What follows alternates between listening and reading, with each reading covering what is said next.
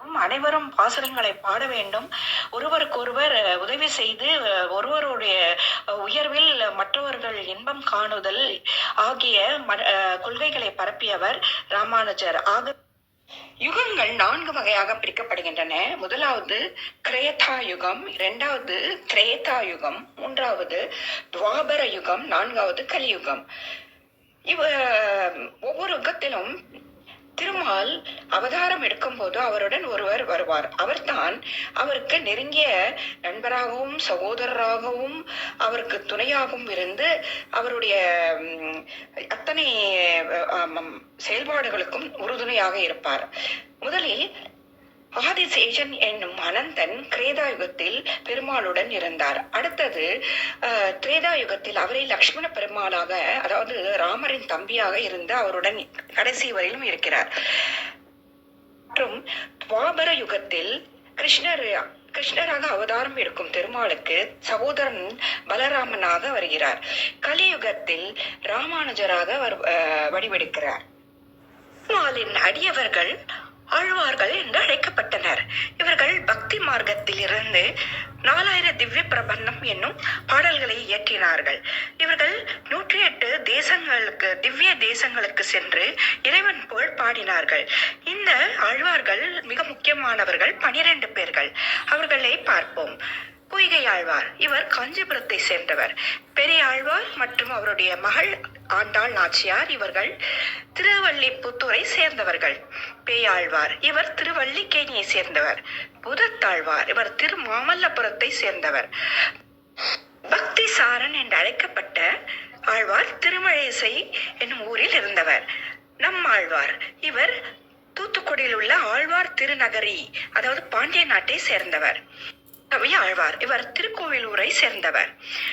குலசேகர ஆழ்வார் சேர திருச்சூரில் திருவஞ்சிக்களம் என்னும் இடத்தை சேர்ந்தவர். மற்றும் தொண்டரடிபடி ஆழ்வார், திருப்பான் ஆழ்வார், திருமங்க ஆழ்வார், இவர்கள் அனைவரும் திருவரங்கத்தை சேர்ந்தவர்கள். இவர்கள் அனைவரும் இயற்றிய பாடல்களே 4000 திவ்ய பிரபந்தம் என்று அழைக்கப்படுகின்றன. ராமானுஜர் 1017ஆம் ஆண்டில் பிறந்தார். இவர் 1137 வருடம் வரை உயிருடன் இருந்தார். 120 ஆண்டுகள் அவர் உயிர் வாழ்ந்ததாக சொல்லப்படுகிறது. ராமானுஜர் விசிஷ்டாத்வத தத்துவயியல் கொள்கைகளை நாடளவில் பரப்பினார். பிரம்மசூத்திரத்திற்கு ஸ்ரீ பாஷ்யம் என்ற உரையை இயற்றியவர்.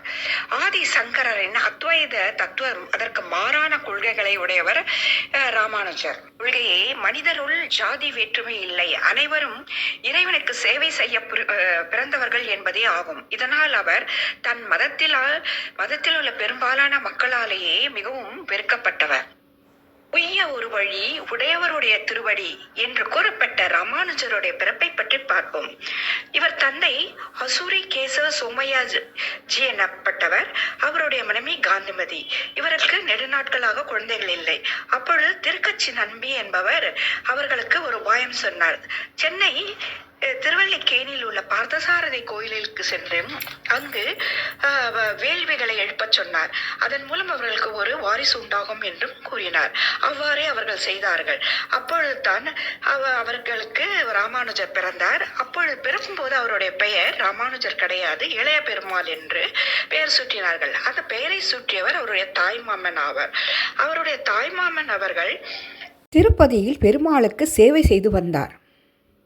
பெரிய திருமலை நம்பி அவர்கள் ஆவார்.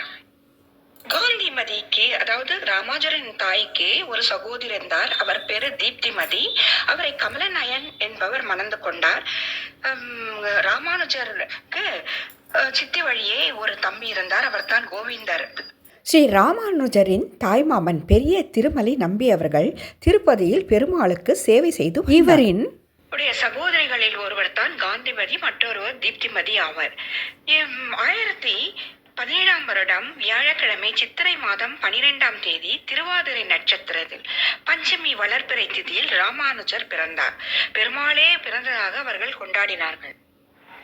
ஸ்ரீகட்சி நம்பி என்பவர் பூவிருந்தவள்ளியில் ஒரு மலர் தோட்டம் வைத்திருந்தார். அவர் தினமும் காஞ்சிபுரத்திற்கு 52 கிலோமீட்டர் நடந்தே சென்று பெருமாளுக்கு சேவை செய்தார். மலர்களை பறித்து சென்று மலர் கைங்கரியம் செய்தார். அதோடு இல்லாமல் ஆலவட்டம் என்னும் விசிறி வீசுவார் பெருமாளுக்கு. இந்த கைங்கரியம் அவர் தினமும் செய்து வந்தார். அதோடு இல்லாமல் அவர் அங்கிருந்து காஞ்சிபுரத்திலிருந்து பூவிருந்தவள்ளிக்கு நடந்தே வருவார். தினமும் 102 கிலோமீட்டர்கள் நடந்து வந்து போய் கொண்டிருந்தார். ராமானுஜர் இளம் வயதிலே தம் தந்தையாரை குருவாக கொண்டு பாடங்களை படித்து வந்தார். ஆனால் ஒரு நாள் அவருடைய தந்தையார் திடீரென்று நுரையீரல் பாதிப்பு ஏற்பட்டு இறந்து விட்டார். அதற்கு காரணம் அவர் கோயில்களில் ஹோமகுண்டம் அருகில் இருந்து வேள்வி எழுப்பதே காரணமாக இருந்தது. ராமானுஜருக்கு 16 வயதாகும் போது தஞ்சம்பாள் என்னும் பெண்ணை அவருக்கு மணமுடித்தார்கள். காஞ்சியில் தனி குடித்தனம் சென்றார்கள். காஞ்சியில் யாதவ் பிரகாசர் என்பவர் அத்வைத சித்தாந்தங்களை பயிற்றுவித்துக் கொண்டிருந்தார். அவருடைய குருகுலத்தில் ராமானுஜரையும் அவருடைய சகோதரர் கோவிந்தரையும் சேர்த்தார்கள் அவருடைய பெற்றோர்கள். ஆசிரியர் யாதவ் பிரகாஷரின் கொள்கைகள் ராமானுஜருக்கு பிடித்ததாக இல்லை கொண்டார். அதாவது இறைவன் ஒன்றுக்கு மேல்பட்டவன் என்ற பொருளில் அவர் இறைவனை பற்றி சிந்தித்தார். யாதவ் பிரகாஷருக்கும் ராமானுஜருக்கும் இடையே கருத்து வேறுபாடுகள் விரிவடைந்து வந்தன.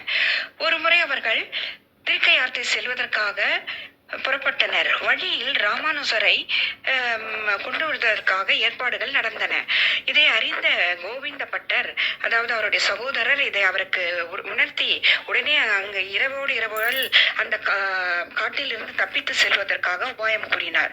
அவ்வாறே ராமானுஜர் இரவில் எழுந்து நடந்து போனார். அவருக்கு வழி தெரியவில்லை. அந்த காட்டில் எப்படி விந்தியமலை காடு, அது எப்படி காஞ்சிபுரம் சென்று அடைவது என்று தெரியவில்லை. அப்பொழுது வேடுவன் ஒருவனும் வேடுவச்சி ஒருவனும் அவருக்கு வழிகாட்ட அவரை அழைத்து சென்றார்கள். வெகு தூரம் நடந்ததாக அவர் நினைத்து கொண்டிருந்தார். ஆனால் அவர் அந்நேரம் கண் விழித்து பார்த்த போது அவர் காஞ்சிபுர எல்லையை வந்து அடைந்திருந்தார். எப்படி வந்தார்? இரவுக்குள் விந்தியமலையிலிருந்து எப்படி காஞ்சிபுரத்துக்கு வந்திருக்க முடியும் என்றவர் யோசிக்க ஆரம்பித்தார். அப்பொழுது அந்த வேடுவன் மனைவிக்கு தண்ணி தாகம் எடுத்ததனால் ராமானுஜர் அருகில் உள்ள கிணற்றில் கொண்டு வர சென்றார். அவர் திரும்பி வரும்போது பார்த்தால் அவர்கள் இருவரும் காணவில்லை. அங்கு இடம் காஞ்சிபுரம் வரதராஜ பெருமாள் கோயிலாகும். அந்த கிணறு தான் இப்பொழுதும் இருக்கிறது. அந்த கிணற்றில் தான் ராமானுஜர் வரதராஜ பெருமாளுக்கு நீர் கைங்கரியம் செய்ததாக சொல்லப்படுகிறது. ஸ்ரீரங்கத்தின் தலைமை ஆச்சாரியார் ஆளவந்தார் என்பவர் ஒரு முறை காஞ்சிபுரம் வந்திருந்தார். அப்பொழுது அங்கு குருகுல வாசத்தில் ராமானுஜர் தன்னுடைய குருவுக்கு பல விளக்கங்களை சொல்லிக் கொண்டிருந்தார். இதை பார்த்த அவருக்கு ஆச்சரியமாக இருந்தது. பிற்காலத்தில் இவர்தான் ஒரு பெரிய மடாதிபதியாக வருவார் என்றும் இவரே தான் தேடிக்கொண்டிருந்த ஒருவர் என்றும் அவர் மனத்திற்குள் சொல்லிக் கொண்டார். அரங்கத்தின் ஆச்சாரியார் ஆளவந்தார் அவர்கள் மரண படுக்கையில் இருந்தார். அவருக்கு ராமானுஜரை பார்க்க வேண்டும் என்று ஆசை இருந்தது. உடனே பெரிய நம்பிகள் ராமானுஜரை அழைத்து வருவதற்காக திருவரங்கத்திலிருந்து காஞ்சிபுரம் வந்தார். பின்னர் ராமானுஜரை அழைத்து கொண்டு அவர் திருவரங்கம் செல்வதற்குள் ஆச்சாரியார் இறந்துவிட்டார். அப்பொழுது அவருடைய இறுதி சடங்குகளை செய்வதற்காக கொள்ளிட ஆற்றங்கரையில் அவருடைய மேனியை படுக்க வைத்திருந்தார்கள். அப்பொழுது ஆச்சாரியாருடைய 3 விரல்கள் மடங்கியிருந்தன. இதை பார்த்த ராமானுஜர் ஆச்சாரியருடைய கைகள் எப்பொழுதே இப்படித்தான் இருக்குமா என்று கேட்கிறார். இல்லை என்று பதில் அளித்தார்கள் சுற்று இருந்தவர்கள். அப்பொழுது அவருடைய நெடுநாளை ஆசை வேதவியாசர் எழுதிய பிரம்மசூத்திரங்களுக்கு உரை எழுதுவது, அதாவது பாஷ்யம் எழுதுவது, பராசரர் எழுதிய விஷ்ணு புராணத்திற்கும் உரை எழுதுவது, நம்மாழ்வார் எழுதிய திருவாய்மொழிக்கு உரை எழுதிய மக்களிடையே கொண்டு சேர்ப்பது, இந்த 3 ஆசைகள் தான் அவருக்கு இருந்தன என்று மற்றவர்கள் கூறினார்கள். உடனே ராமானுஜர் இந்த 3 ஆசைகளையும் நான் நிறைவேற்றுவேன் என்று சொன்னவுடனே மடங்கிய விரல்கள் விரிந்து கொண்டன. ராமானுஜருடைய கொள்கைகள் அவருடைய மனைவி சந்தம்பாளுக்கு பிடிக்கவில்லை. அவர் ஆச்சாரம் அனுஷ்டானம் இல்லாமல் அனைத்து தர மக்களையும் தன் வீட்டிற்கு விருந்துக்கு அழைப்பதும், அவர்களுடன் சமமாக அமர்ந்து திருவாய்மொழி முதலியவற்றை அவர்களோடு சேர்ந்து படிப்பது ஆகியவை அவருக்கு பிடிக்கவில்லை. இதனால் வீட்டில் அடிக்கடி பிரச்சனை எழுந்தது. பின் அவர் ஒரு சில விஷயங்களுக்காக தன் மனைவியிலிருந்து பிரிவதாக உறுதி கொண்டார். பின் சந்நியாசம் வாங்கிக் கொண்டார். திருக்கச்சி நம்பியிடம் தீட்சை பெற்று துறவரம் மேற்கொண்டார். இளைய பெருமாளாக இருந்தவர் அதற்கு பின் ராமானுஜர் என்று பெயர் பெற்றார். அதாவது எத்திராஜ ராமானுஜர் உடையவர், அதாவது துறவியர்களெல்லாம் அரசர் என்ற பொருள் பெறும் பெயரை அவருக்கு சூட்டினார். கோஷ்டியூர் நம்பி இவரிடம் மந்திர உபதேசம் பெறுவதற்காக ராமானுஜர் இவரை பார்ப்பதற்காக 18 முறை சென்றார். ஆனாலும் அவர் திரும்ப திரும்ப அனுப்பப்பட்டார். இவ்வாறு நடந்து கொண்டிருக்கும் போது ஒரு முறை அவருக்கு அந்த மந்திர உபதேசம் செய்யும் போது இதை மற்றவர்கள் சொன்னால் உன் தலை வெடித்துவிடும் என்று சொல்லி ஒரு மந்திர உபதேசத்தை அவருக்கு அளித்தார். அதுதான் ஓம் நமோ நாராயணா என்ற மந்திரம். இந்த மந்திரத்தை உச்சரித்தால் அவ்வளவு மோட்சங்கள் கிடைக்குமா? இதை அனைவருக்கும் நான் சொல்ல வேண்டும் என்று எடுத்து இவர் கோயிலின் உச்சியில் சென்று தாழ்த்தப்பட்டோர் மக்கள் மற்றும் அனைத்து மக்களையும் அழைத்து தன்னிடம் ஒரு மந்திரம் உள்ளது, அதை நீங்கள் கற்றுக்கொண்டால் உங்களுக்கு நல்ல விஷயங்கள் நடக்கும் என்று சொல்லி ஓம் நமோ நாராயணா என்று கோயிலின் உச்சியில் இருந்து தனக்கு திருக்கோஷ்டியூர் நம்பி சொல்லி கொடுத்த அந்த மந்திரத்தை உறக்க சொல்லி அனைவருக்கும் அதை சொல்ல சொன்னார்.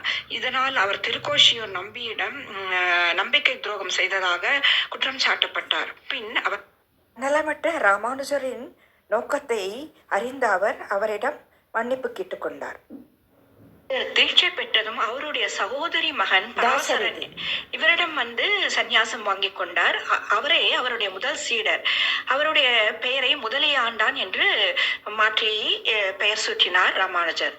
இரண்டாவதாக திருமார்பன் என்ற செல்வந்தரும் அவருடைய மனைவியும் இவருக்கு சீடரானார்கள்.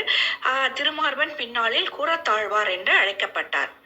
இதோடு இல்லாமல் மூன்றாவதாக ஒரு சீடர், அது வேறு யாரும் அல்ல, இவரை கொல்ல சதி செய்த இவருடைய முன்னாள் குருவான யாதவ் பிரகாஷரே இவருடைய சீடரானார்.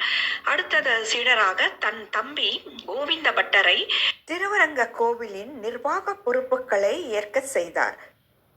பரமாத்மாவும் ஜீவாத்மாவும் ஒன்று என்ற அத்வைத சித்தாந்தங்களை மாற்றி பரமாத்மா வேறு ஜீவாத்மா வேறு இரண்டையும் ஒன்றாக குறிப்பிடுவது தவறு. உருவ வழிபாடு இருந்தால்தான் நம் கண்முன் ஒரு கடவுளை நிறுத்தி தியானம் செய்ய முடியும் என்பது விசிஷ்டார்த்த அத்வைத கொள்கைகளை பரப்பினார். அது விசேஷ அத்வைதம் தான் விசிஷ்டார்த்தம் அத்வைதம் என்று அழைக்கப்படுகிறது. 12 ஆழ்வார்களும் 108 திவ்ய தேச தலங்களுக்கு சென்று பாடிய பாடல்கள் அவை பிரிந்து இருந்தன. அந்த நூல்களை 4000 திவ்ய பிரபந்தம் என்னும் ஒரு நூலாக கோர்த்து கொடுத்தவர் நாதமுனி சுவாமிகள் ஆவார். ஆழ்வார்கள் என்று அழைக்கப்பட்ட பெருமாளின் பக்தர்கள் பின்னாளில் ஆச்சாரியர்கள் என்று அழைக்கப்பட்டார்கள். அவர்களில் ஒருவர் தான் ராமானுஜ ஆச்சாரியார். அவர் பட்ட மக்களை திருக்குலத்தோர் என்று அன்புடன் அழைத்தவர் ராமானுஜ ஆச்சாரியார். அதோடு மட்டுமல்லாமல் அனைத்து தர மக்களையும் கோவிலின் கருவறை வரை அழைத்து சென்றவர். இதனாலேயே மக்களால் போற்றப்பட்டவர். அது மட்டுமின்றி உலக அளவில் அவருடைய நினைவாக ஈக்வாலிட்டி டே கொண்டாடப்படுகிறது. நன்றி நேயர்களே, அனைவரும் இந்த வீடியோவை ஷேர் செய்ய வேண்டும் என்று வேண்டிக் கொள்கிறோம். ஸ்ரீ ராஜ ராமானுஜ திருவடிகளே சரணம்.